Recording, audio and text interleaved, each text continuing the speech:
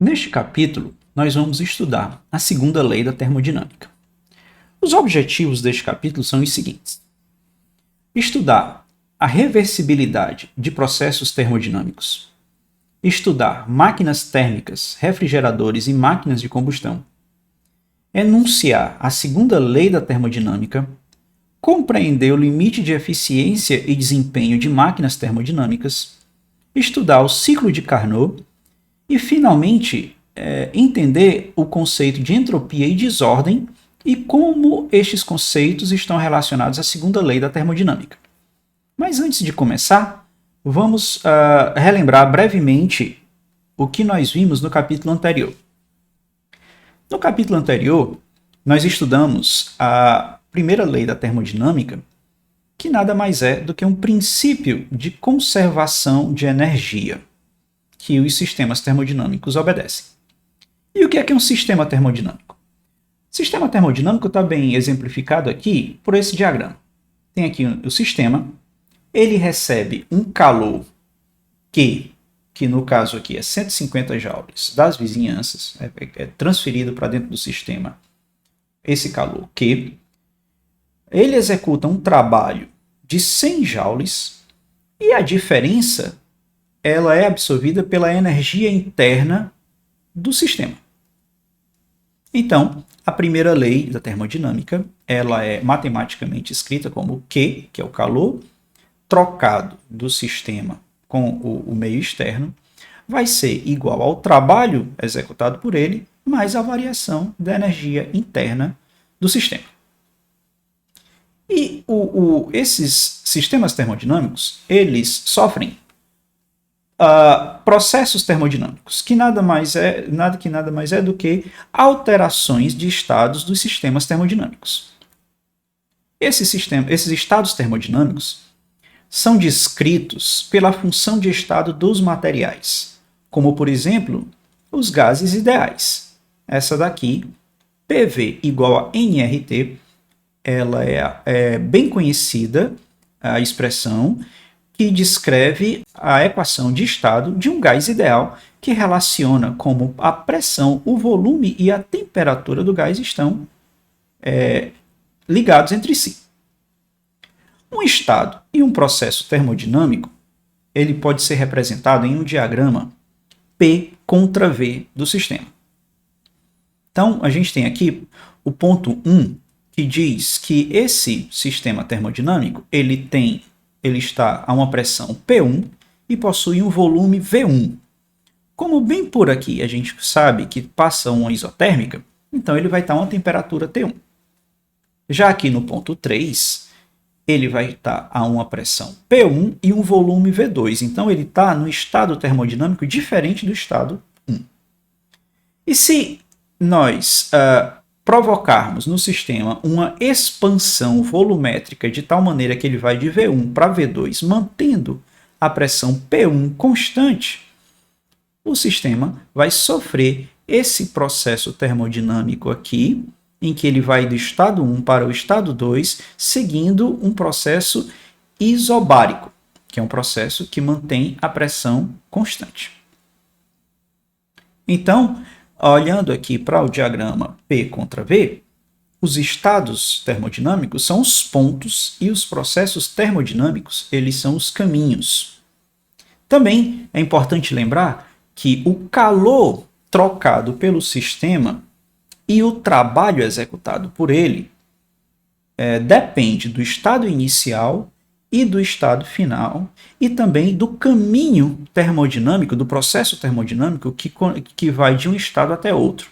Por exemplo, essa figura mostra que para ir do estado termodinâmico 1 até o estado termodinâmico 2, temos 3 caminhos possíveis. O primeiro é uma expansão a pressão constante, P1, e depois uma despressurização do sistema a volume constante.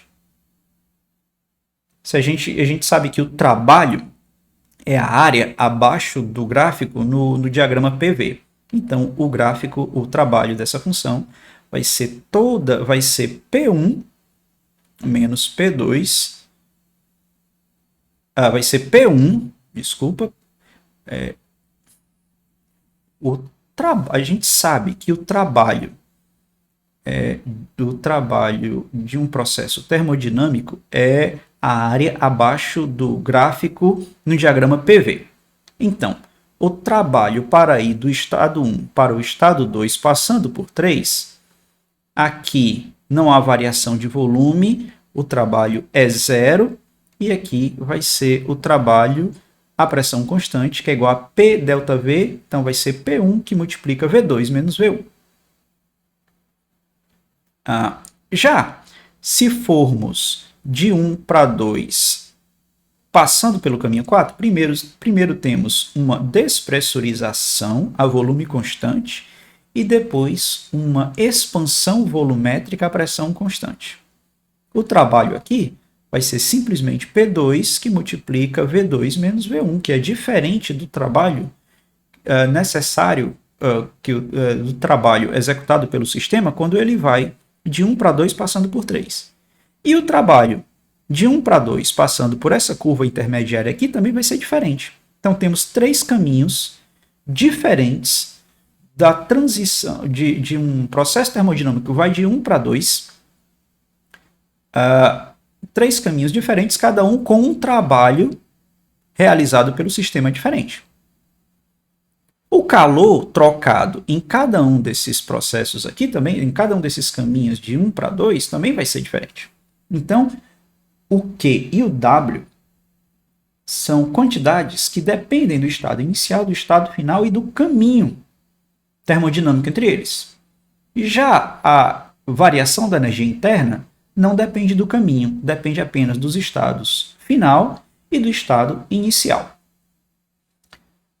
Temos também os chamados processos cíclicos, em que um estado, uma substância vai de um estado termodinâmico A até um estado termodinâmico B, seguindo esse caminho aqui, e volta para A por esse caminho aqui.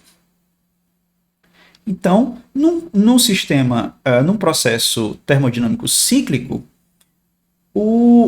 a variação da energia interna é igual a zero, porque a variação da energia interna só depende do estado inicial e do estado final. E se o estado final for igual ao estado inicial, não tem variação de energia interna num processo cíclico.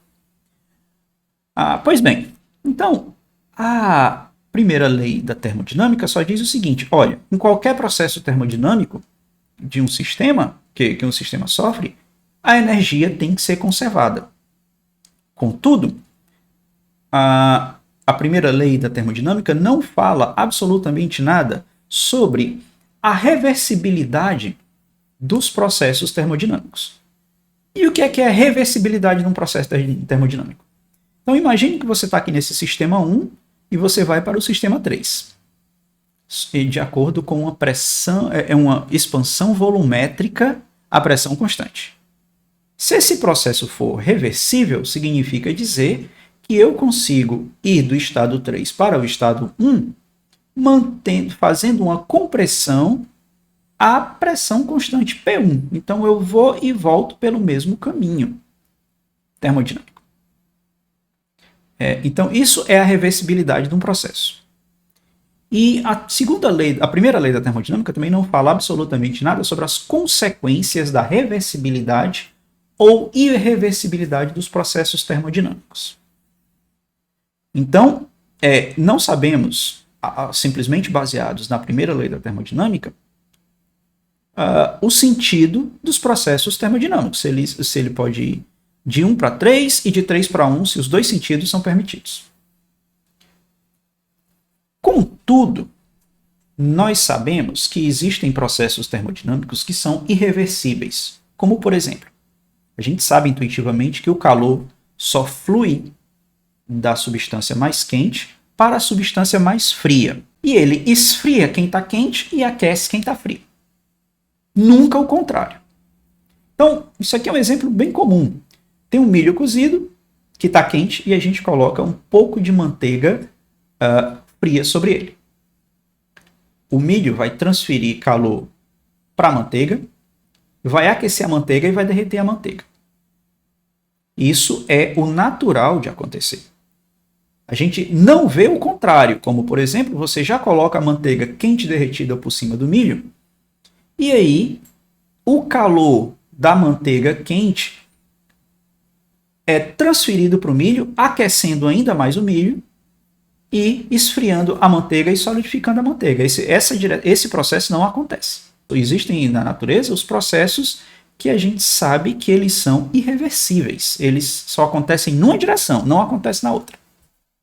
Mas também existem processos reversíveis. Na prática, esses processos reversíveis são ilustrações teóricas, porque a maior parte dos processos termodinâmicos da natureza são irreversíveis. Então, vamos aqui comparar um pouco mais de detalhe um processo reversível e com um processo irreversível. A gente tem aqui uma caixa, um processo irreversível, esse diagrama de cima. Uma caixa metálica a 70 graus Celsius, a gente pega e coloca gelo a 0 grau dentro dela. Nós sabemos que o calor vai fluir da caixa quente para o gelo, que está mais frio. Ele vai, primeiramente, derreter o gelo e depois aquecer a água derretida. No final do processo, o sistema vai atingir o equilíbrio térmico e aí teremos a caixa a 40 graus Celsius e a água dentro dele, no estado líquido, também a 40 graus Celsius. Então, essa é a direção natural do processo termodinâmico. Não acontece de a gente sair do processo, do estado termodinâmico de equilíbrio, fazer com que espontaneamente a água aqueça a caixa enquanto ela esfria, até que a gente consiga reverter e ter novamente a caixa a 70 graus Celsius e gelo a 0 grau. Então, como é que fica um processo reversível? Imagine agora que nós temos uma caixa metálica a 0 grau e a gente coloca gelo a 0 grau dentro da caixa. E aí o que é que você faz? A gente provoca mudanças infinitesimais na temperatura da caixa. A gente não provoca grandes aumentos de temperatura, tipo 1 ou 2 graus, mas sim pequeno aumento da temperatura em miligraus Celsius ou micrograus Celsius, de tal maneira que a gente fornece calor para o gelo só o suficiente para que a água, o gelo a 0 grau derreta e vire água a 0 grau, sem nem aquecer a água, nem a caixa. Nessa situação aqui, em que nós temos tanto a caixa quanto a água líquida a 0 grau, que vai estar em equilíbrio térmico, a gente vai e diminui infinitesimalmente a temperatura da caixa, somente o suficiente para que o líquido, a água a 0 grau, seja solidificada e se transforme em gelo normalmente, mas sem diminuir a temperatura da caixa. Então, o que acontece é que esses dois processos aqui, eles são reversíveis, mas eles estão nas duas situações aqui praticamente em equilíbrio. Então, os processos termodinâmicos reversíveis só são possíveis em sistemas muito próximos do equilíbrio térmico com a vizinhança e no interior do próprio sistema. Então, mais uma vez, os processos reversíveis, eles são ilustrações teóricas e eles são muito, muito, muito difíceis de serem executados na prática. Falando mais um pouco sobre o sentido dos processos termodinâmicos, a gente pode falar que o sentido dos processos termodinâmicos, o sentido natural que eles seguem, está associado ao grau de desordem ou aleatoriedade entre os estados inicial e final. Um exemplo. Imagine que você pega um conjunto de cartões de visita, tudo organizadinho em ordem alfabética.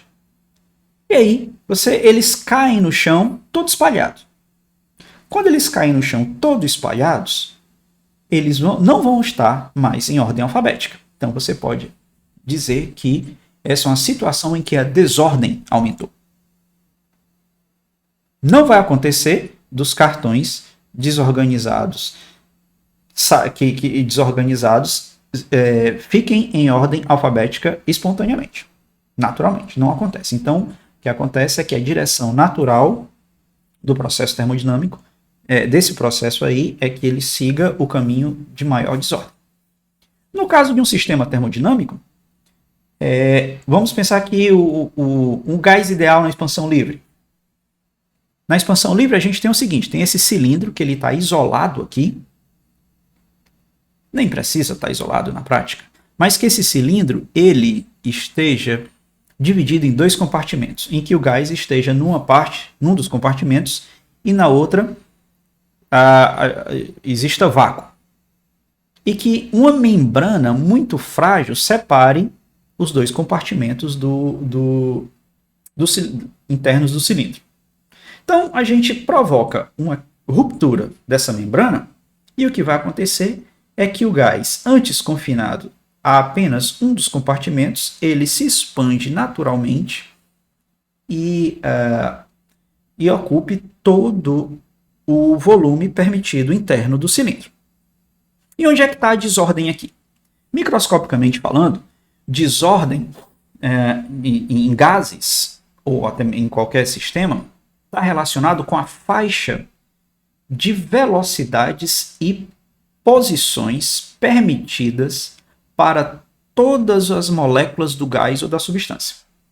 Então, nesse caso aqui, o gás estava confinado a um volume bem menor, de tal maneira que o intervalo de posições permitidas para as moléculas do gás estava confinado a uma dimensão bem menor quando comparado depois que a membrana é rompida. Aqui, a faixa de posições permitidas a todas as moléculas do gás é muito maior do que nesse caso. Então, esse aqui é um caso em que a desordem é maior do que nesse caso aqui. O sentido de um processo termodinâmico é sempre aquele de maior desordem, nunca de menor desordem. Vamos agora estudar máquinas termodinâmicas. A gente sabe que o desenvolvimento da humanidade está intrinsecamente relacionado ao desenvolvimento de máquinas. E o que é que pode ser considerado uma máquina termodinâmica? Um trator pode ser considerado uma máquina termodinâmica. Por quê? Porque ele recebe combustível, né? Ele é alimentado pelo combustível, esse combustível é queimado e o calor gerado por esse combustível é transformado em trabalho útil para, por exemplo, aqui, auxiliar na construção de prédios. Nesse caso aqui, dos carros a passeio, dos veículos de transporte, o combustível é queimado e o calor da queima é transformado em energia mecânica do movimento do carro. Isso permite com que os veículos se movam de um lugar para o outro. E até mesmo o corpo humano é uma máquina termodinâmica. Mas aqui a queima do combustível vem do alimento que a gente ingere. E o trabalho mecânico é simplesmente a energia necessária para viver. Andar, respirar, trabalhar, enfim. Executar o nosso dia a dia. Então, as máquinas funcionam, a base, né, o funcionamento das máquinas dependem da energia mecânica, né? Então, o funcionamento essencial de uma máquina é transformar calor em trabalho. Pensando nisso, temos aqui duas grandes classificações de máquinas termodinâmicas, que são as máquinas térmicas e os refrigeradores. A melhor definição para uma máquina térmica é a seguinte: uma máquina térmica é qualquer dispositivo que transforma parcialmente calor em trabalho ou energia mecânica. E desse calor que as máquinas térmicas recebem, elas sempre rejeitam uma parte desse calor. Como assim? O exemplo mais óbvio é aqui o da locomotiva. A locomotiva recebe calor proveniente da queima do carvão, que normalmente fica logo atrás aqui. É esse vagão aqui logo atrás da locomotiva. A queima do carvão promove o movimento dos mecanismos da locomotiva que fazem com que ela ande sobre o trilho, e uma parte desse calor ele é rejeitado na forma de fumaça quente expelida pela chaminé. Da mesma forma é o nosso carro. O calor recebido no motor do carro advém da queima proveniente da queima da gasolina.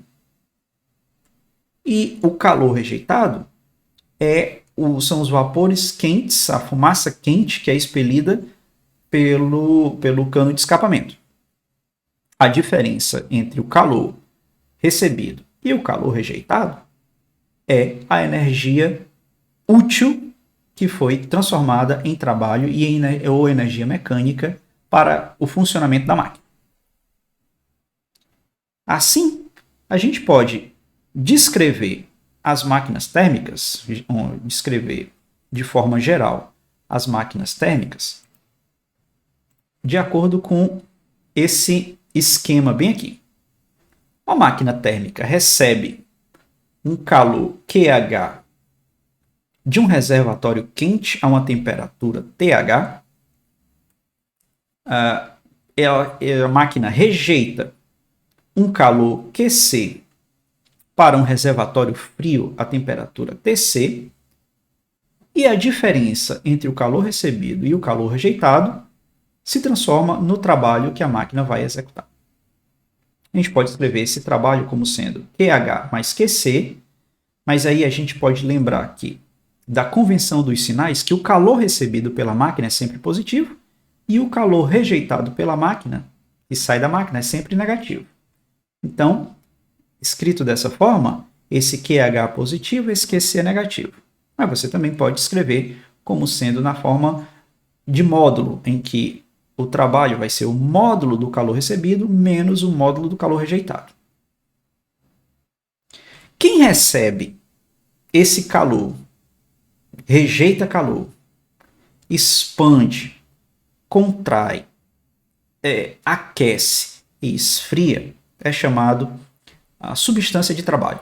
Toda máquina térmica tem uma substância de trabalho. O motor a combustão, por exemplo, é o ar, que é o ar que é aquecido, expandido, comprimido dentro dos motores para poder fazer com que o motor funcione. No caso das máquinas a vapor, é água, que ela é aquecida, pode sofrer transição de fase, pode virar vapor d'água, que vai ser canalizado em alta velocidade, vai colocar turbinas ou motores para funcionar, vai ser resfriado mais uma vez para poder reiniciar o ciclo. Então, toda máquina precisa de uma substância de trabalho. As máquinas mais simples, elas sofrem, a substância de trabalho sofre um processo cíclico.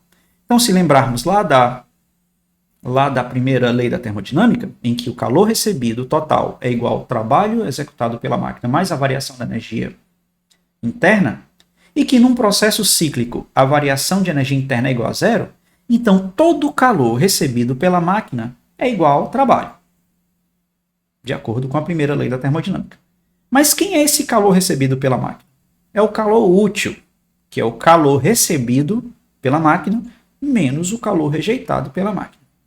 Dessa forma, nós podemos calcular a eficiência de uma máquina térmica. A eficiência de uma máquina térmica é simplesmente dado o seguinte: o valor da energia útil da máquina, né, do trabalho que ela executa, dividido pelo calor total que ela recebe. Então, se nós utilizarmos o trabalho aqui na forma sem os módulos, a gente vai ter que a eficiência vai ser QH mais QC dividido por QH, e isso vai ser igual a 1 mais QC sobre QH. Isso aqui é a razão entre o calor rejeitado e o calor recebido. Só que esse calor rejeitado é negativo. Então, nós podemos escrever a eficiência das máquinas térmicas como aqui na forma dos módulos.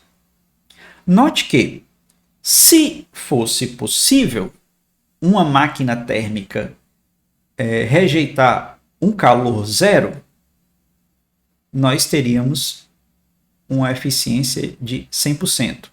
Isso significa dizer que todo o calor fornecido à máquina virou trabalho e nada foi desperdiçado. Mas a gente vai ver que a essência da segunda lei da termodinâmica é que não existe nenhum processo termodinâmico com 100% de eficiência. Não vai haver nenhuma máquina termodinâmica que tenha 100% de eficiência. Então, essa é a essência da segunda lei da termodinâmica e a gente vai entrar em detalhes maiores nas próximas sessões. Mas antes, vamos resolver um problema para fixar os conceitos que a gente viu até agora. Esse exemplo diz o seguinte: o motor a gasolina de um caminhão consome 10.000 joules de calor e realiza 2.000 joules de trabalho mecânico em cada ciclo. O calor é obtido pela queima de gasolina, cujo calor de combustão é igual a 5 vezes 10 a quarta joules por grama. Item A. Qual é a eficiência térmica dessa máquina? Item B. Qual a quantidade de calor rejeitada a cada ciclo? Item C. Qual a quantidade de gasolina queimada a cada ciclo? Item D. Se o motor completa 25 ciclos por segundo, qual a potência fornecida em watts? Item E. Qual a quantidade de gasolina queimada por segundo e por hora? Pois bem, no item A, a gente sabe que a eficiência é igual ao trabalho mecânico feito pela máquina dividido pelo calor total recebido. O problema diz que o trabalho é 2.000 joules e que o calor da queima recebido é 10.000 joules.